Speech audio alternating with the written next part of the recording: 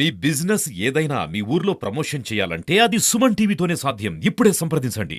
Hi hello నమస్తే, welcome to Suman TV. నేను మీ శ్రవంతి. ప్రస్తుతం మనం ఇప్పుడు రాజన్న సిరిసిల్ల జిల్లాలో ఉన్నటువంటి బీవై నగర్కు వచ్చినామండి. సో బీవై నగర్లో పల్లె యాదగిరి చేనేత కార్మికుడు నిన్న రాత్రి అయితే ఆత్మహత్య చేసుకున్నాడట. తను ఒక చేనేత కార్మికుడు, పని లేక ఈ కుటుంబాన్ని ఎలా పోషించాలి అనే ఒక తీవ్ర మనస్తాపంతోనైతే ఇంట్లోనైతే ఉరివేసుకొని ఆత్మహత్య చేసుకున్నాడు. సో ఇప్పుడైతే మనం వారి ఇంటి వద్దనైతే ఉన్నాము బీవై నగర్లో. ఇక్కడ వారి కుటుంబ సభ్యులు కూడా ఉన్నారు, చాలా దీనంగానైతే రోధిస్తున్నారు. సో మనము ఇక్కడ ఇంకా పూర్తి వివరాలు తెలుసుకుందాం, అసలు ఏమైంది అని చెప్పేసి మనం పూర్తి వివరాలు తెలుసుకునే ప్రయత్నం అయితే చేద్దాం.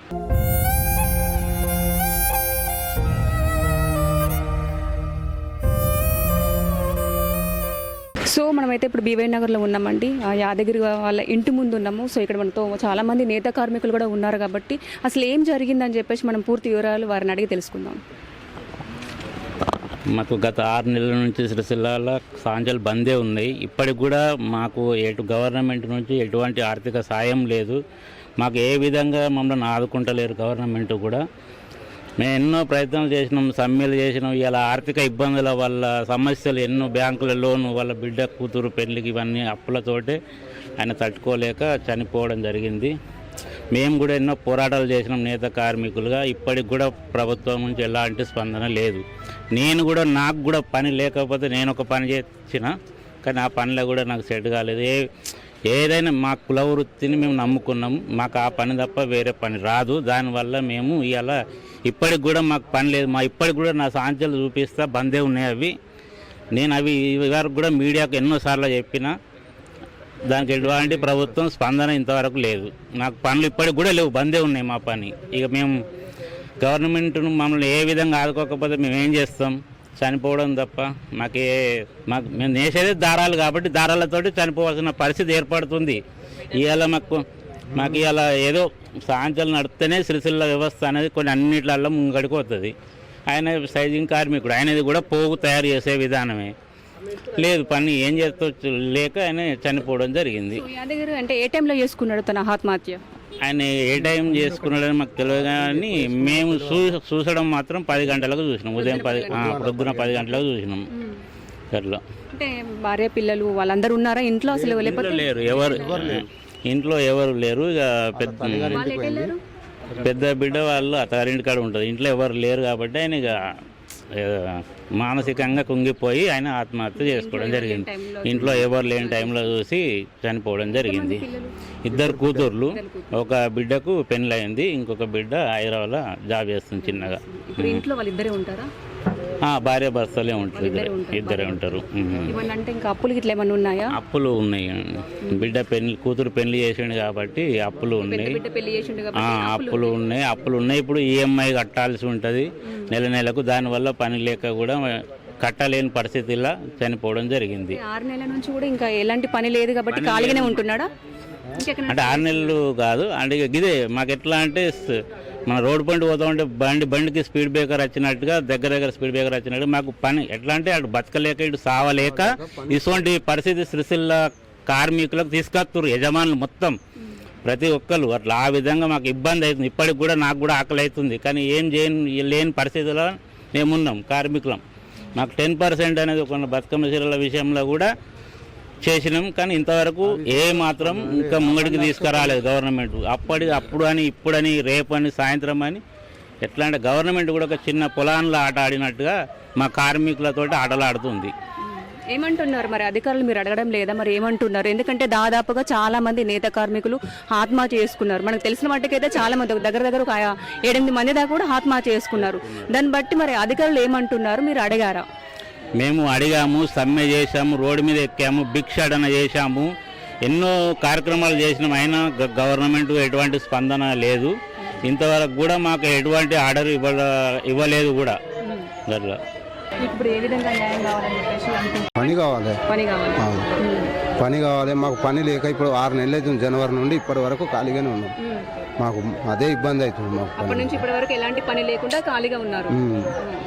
మా సేట్ ఏం చేసిండు, సాంచేలు కాంట్రాక్ట్ పట్టుకున్నాడు, కాంట్రాక్ట్ తీసేసిండు. ఆయన తీసేసినాక వేరే దగ్గరికి పనికి పోదామంటే అక్కడ పని లేదు. ఇప్పుడు ఎవరు పెట్టుకుంటలేరు. అది దాంతో బాగా ఇబ్బంది అవుతుంది మాకు. ఇవి ఈ పైసలు సబ్సిడీ పైసలు ఇప్పుడు ఇస్తాం అప్పుడు ఇస్తామని అన్నారు. నిన్న సుతా మెసేజ్ పెట్టారు, అవి లేవు ఏవి లేవు. ఇంకా అవన్నీ కొన్ని వస్తే మాకు కొద్దిగా ఆధారం ఉంటుంది కదా. ఇప్పుడు మా తమ్ముడు కొడుకులు సాంచలు లేక విడ్ల బండి పెట్టుకున్నారు 2 సాంచలు బంద్ ఉన్నాయి కదా, విడ్ల బండిలు పెట్టుకున్నారు మా తమ్ముడు కొడుకులు ఇద్దరు. నా 5 సంవత్సరాలకి ఇన్ని రోజులే ఈ సిరిసిల్ల సెట్ వాళ్ళు ఎట్లా చెప్తారు, గవర్నమెంటే ఉన్నదే. భీమేడు సూరత్లో రానియారు, వీళ్ళను నడపరు. వాడు ఈ ఊరు కొన్నట్టు ఇక్కడ అన్ని కులాలు ఇల్లు కట్టుకుంటారు. గట్లెందుకు రానియాడు? వీడోదికు ఆడోదికు నడుపుకోవచ్చు, గట్ల మంచిగుంటది.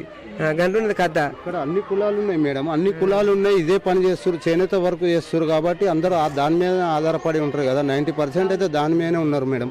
ఇప్పుడు 6 నెలల నుంచి అంటే ఎట్లుంటుంది చెప్పండి. అదే దానికోసం బాగా ఇబ్బంది అవుతుంది అందరికి. ఇప్పటికి 9 మంది ఇతను చనిపోయింది, 9 మంది చనిపోయింది.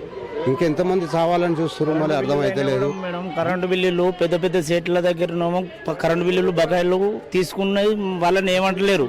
చిన్న తరగతి వాళ్ళ దగ్గర పీసులు విక్కపోడు, 2-3 వేల రూపాయల దగ్గర పీసులు విక్కపోడు. ఈ కరెంటు బాలకవులైనా కూడా బరాబర్ లేరు. ఏమైనా తిరుగుడు, ఆదివారం వాళ్ళకి డ్యూటీ లేని టైంలో తిరుగుడు. మేము మొన్న మా వాడకట్టుకు వచ్చారు, దుంపకట్ట పట్టుకొని ఒక ఆయన వచ్చిండు, కట్టె పట్టుకొని మీకు డ్యూటీ లేదారా, ఎక్కడి నుంచి మీరు ఎక్కడ అంటే మా డ్యూటీ వేసిరా అంటారు. పెద్ద పెద్ద సేట్లు ఆసాంల దగ్గరను కోట్ల రూపాయల ఆస్తులు ఉన్నాయి. ఆస్తులను పట్టుకుంటే ఏమవుతుంది? మా ఆశ గరీబుని పట్టుకుంటే ఏమవుతుంది? వస్తుర్రు, కోట్ల రూపాయలు ఉన్న దగ్గర రారు. అదే ఇన్కమ్ ట్యాక్స్ రేటింగ్ చేయండి, కరెక్ట్గా ఇన్కమ్ ట్యాక్స్ ఇక్కడ దిగింది అనుకో, ఒక్కొక్క ఇంట్లో ఎన్ని కోట్ల రూపాయల ఆదాయం దొరుకుతుంది అనేది అది కరెక్ట్. ఇది నేను చెప్తున్నా, నా కడుపులో విషయం కూడా చెప్తున్నా. ఇట్లా సత్తా అన్నప్పుడు భయంతో చావద్దు, వాళ్ళని చంపి చావాలి. రాఖీ సినిమాలో చంపినట్టుగా ఒక మీటింగ్ చేస్తారు. ఇప్పుడు వీళ్ళు చచ్చిండు, సపోజ్ ఈయన చచ్చిపోయిన వాళ్ళ సంబరం ఒక మీటింగ్లో సంబరం. ఇప్పుడు వీళ్ళకు అప్పుడు ఎప్పుడు వస్తాయి, వాళ్ళకి నిధులు వస్తాయి, మాకు నిధులు వస్తాయి, మా అప్పులు లేవుతాయి కదా అన్నట్టు వాళ్ళు చూస్తారు. నాకు నా ఇంట్లో 3 మీటర్లు ఉన్నాయి మేడం. మా ఇంట్లో 3 మీటర్లు ఉంటే 2 మీటర్లు కూడా 1 మీటర్లు మొత్తం క్లియర్ ఉంటుంది. ఎప్పుడైనా 1 మీటర్కి నువ్వు పీసు విక్కపోవడం అంటే అది ఎంత అన్యాయం. మెయిన్ ఏంటంటే సేట్లు డ్రామా, ఇది సేట్ల డ్రామా వీళ్ళకి తెలుస్తలేదు. నేను నా కడపల విషయం కూడా చెప్పిన. ఇప్పుడు నేను ఎప్పుడు మీడియా ముందుకు రాలేను, నా సేట్లు అందరూ తెలిసి నేను ఒక వర్కర్నే.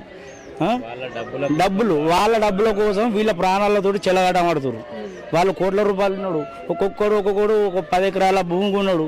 భూమి కొన్న తర్వాత ఏం చేసిండు, షెడ్ వేసి వీళ్ళకి ఇచ్చుడేంది, మనమే నడుపుకుందాం, ఆ పైసలు మనకే వస్తాయి. ఈ డ్రామా చేసి వీళ్ళని ఇప్పుడు 4 సంవత్సరాలు 5 సంవత్సరాలు వేసుకున్న బతుకు వేసుకున్నకి నోట్ల మని కొట్టినట్టు చేస్తారు వీళ్ళు. ఇప్పుడు వాళ్ళకి ఏంటంటే ఇప్పుడు వాళ్ళని అడిగేటోళ్ళు లేడు నాదుడు. ఏది కోట్ల రూపాయలు అంటే ఏంది, కేసీఆర్ ఉన్నాడు అప్పుడు ఇస్తాడు పో మనగా. ఇప్పుడు రేవంత్ రెడ్డి ఖచ్చితంగా నిల్చున్నాడు కాబట్టి ఖచ్చితంగా ఉన్నాడు. ఇప్పుడు మనకు రావాలంటే ఒక్క నిధి కూడా రాదు. ఇది నిజమైన సత్యం. ఇది మెయిన్ ఆడుతున్న సీట్లది ఆట. అడగడం లేదా మరి సీట్లు? మరి మా పరిస్థితి అడుగుతాడు మేడం. ఇప్పుడు ఈయన ఒక సైడ్ దగ్గర ఉండే, నేను ఒక సైడ్ దగ్గర ఉండే, నువ్వు ఇంకొక సైడ్ దగ్గర. మీతో పాటు ఇంకా చాలా మంది కార్మికులు కూడా పనిచేస్తారు కాబట్టి మరి మీరు అందరు కలిసి మరి వెళ్ళి అడుగుదామా? మనకి కట్టు లేదు, మెయిన్ కట్టు అనేది లేదు. శాలుల దగ్గర కట్టు లేదు. మేము శాలుని కానీ శాలుల దగ్గర కట్టు లేదు. కట్టు ఉన్నా కూడా వాడొకటి మాట్లాడతాడు. ఇప్పుడు నామగడ ముచ్చట మాట్లాడతాడు, నీమగడ ముచ్చట మాట్లాడతాడు, ఇంకో సాడుకో తాగినాకో ముచ్చట, తాగకముందుకో ముచ్చట. ఇవి ఇప్పుడు ఒకడు మాట్లాడిండు, ఒకడు పని లేదు నాకు ఫుల్ పని ఉంది సిరిసిల్లలో అన్నాడు ఒకడు. నేను నిన్న వాడి పని లేక తట్ట పనికి ఎందుకు పోతుండు మేడం? ఇది ఒకటి. వాడు పని చేస్తాడు, వాడు పని లేక తట్ట పనికి ఎందుకు పోతుండు? లేకనే కదా. వాడు 25 ఏళ్ళ నుంచి వెళ్ళి వారి పని చేసేటోడు ఇప్పుడు తట్ట పనికి ఎందుకు పోతుండు? మనం ఆలోచించాలి కదా. గవర్నమెంట్ కూడా ఆలోచించాలి. కేసీఆర్ అన్ని తెచ్చిండు, గుట్టెక్కిచ్చిండు. సరే గుట్టెక్కిచ్చిండు, ఒక్కసారి నా పేరు గుట్టెక్కించంటే ఎక్కిచ్చిండు, సెకండ్ కింద ఎత్తేసిండు. పట్టించుకోవడం లేదంటారా మీరు? కేసీఆర్ గారు ఏమో పట్టించుకోవడం లేదంటారా? పట్టించుకున్నాడు, ఒక్కసారి ఎక్కిచ్చిండు, గుట్టెక్కిచ్చిండు. గుట్టెట్లెక్కాలి, ఒక్కొక్క మెట్టెక్కితేనే గుట్టెక్కుతాం. సర్కని తాడిచెట్టు ఎక్కించండు. ఇది ఒకటి. ఇప్పుడు ఈయనకు మంట ఏమైంది? ఈ రేవంత్ రెడ్డి సార్కు మంట. ఉన్న నిధులన్నిటికి పట్టుకపోయినాక నా దగ్గర ఏం పెట్టినాం అన్నట్టున్నది. ఇది సిరిసిల్లని ఇప్పుడు ఒక్కొక్క సంబరం ఉన్నది. ఇట్లా చెప్తా ఉంటే ఎన్ని సార్లు తరచు చూడండి మరి. ఇది సీట్ల దగ్గర నాట ఇది మేడం. Thank you madam. అది 6 నెలల బంద్ పడ్డాయి. ఆడు మాలు తీసుకుంటలేదట. అది రేవంత్ రెడ్డి వద్దని చెప్పిండట. తీసుకోపోవట్లేదు, పట్టించుకుంటలేదు. 6 నెలల ఇప్పుడు రాను ఇవే గతులు వస్తాయి. సపోజ్గా చెప్తున్నాం, ఎందుకని అంటే 6 నెలల బట్టి మాకు ఎవరు ఇస్తారు పైసలు ఇంతగానో వాళ్ళు ఇస్తారా? ఎందుకు ఇస్తారు డబ్బులు? అది పనికి పోతే వాళ్ళు ఏమంటారు, నువ్వు ఎక్కడ పని చేసినా ఇవాళ దగ్గర ఉండోలేకే లేదు పని, ఆ చేష్టలో లేదని వాళ్ళు అంటారు. ఎక్కడికైనా పనికి వెళ్తానా ఆ, మేము అక్కడే పని మీకు ఎట్లా ఉంటుందని చెప్పేసి అంటున్నారు. అక్కడ చేసినాం కదా, అక్కడ చేసి మళ్ళీ ఇక్కడికి పోతే ఇక్కడ ఉన్నోళ్ళకే లేదు పని, మళ్ళీ నీకు ఇస్తాం పని అని ఇక్కడ వాళ్ళు అంటారు. మొత్తం డౌన్ అయిపోయింది సిరిసిల్ల చాలా పని. కాకపోతే ఏంది అంటే ఇక బ్రతికేదేమో కష్టం చెప్పరాదు. ఇక ఈ 6 నెలల లోపల ఇక ఉన్నది ఊడ్చుకొని పోతుంది ఇక ఇట్లనే అది. కానీ తెలుతలేదు ఎవరి బిడ్డ మీద వాళ్ళు ఎక్కడో సప్పో ఎవరి సంగలో వాళ్ళు చేసుకొని తింటారు.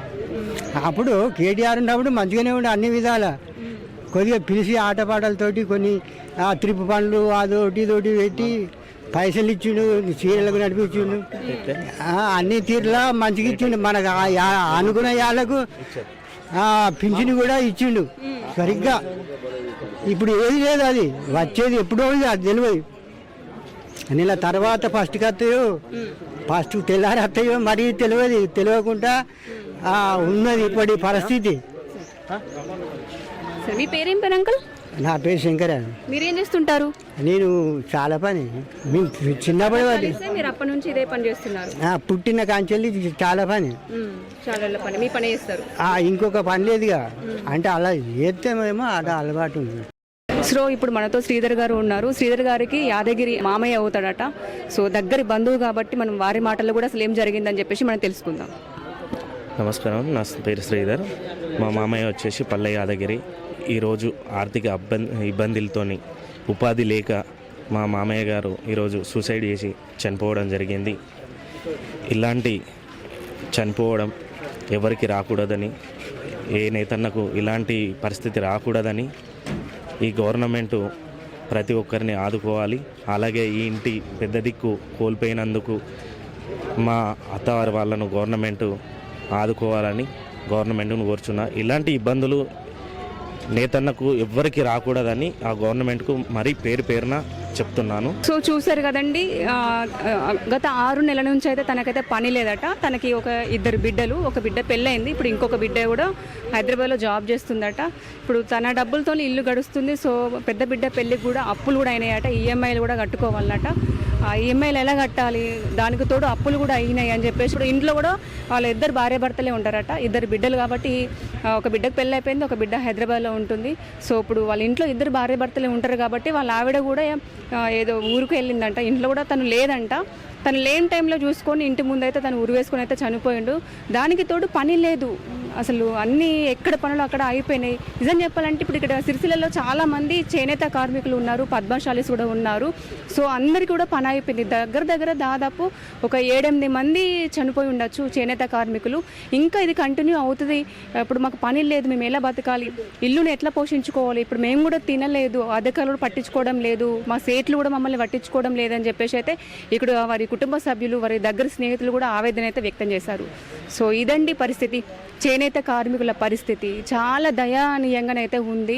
అసలు వాళ్ళ పరిస్థితిని చూస్తే కూడా అసలు, ఎందుకంటే ఒకప్పుడు సిరిసిల్ల అంటే ఉరిసిల్లగా ఉండేది. ఇప్పుడు మధ్యలో అది కొంచెం తగ్గింది, మళ్ళీ తగ్గింది అనుకున్న టైంలో మళ్ళీ సేమ్ అదే రిపీట్ అవుతుందండి. ఇప్పుడు సిరిసిల్ల అంటే ఉరిసిల్లగా మారుతుంది. సో దయచేసి అధికారులు కూడా పట్టించుకొని వాళ్ళకి ఏదో ఒక ఆధారం చేసి ఒక బతుకు తెరువు చూపించండి. సో ఇదండి పరిస్థితి. కెమెరామెన్ సతీష్తో నేను మీ శ్రవంతి, సుమన్ టీవీ.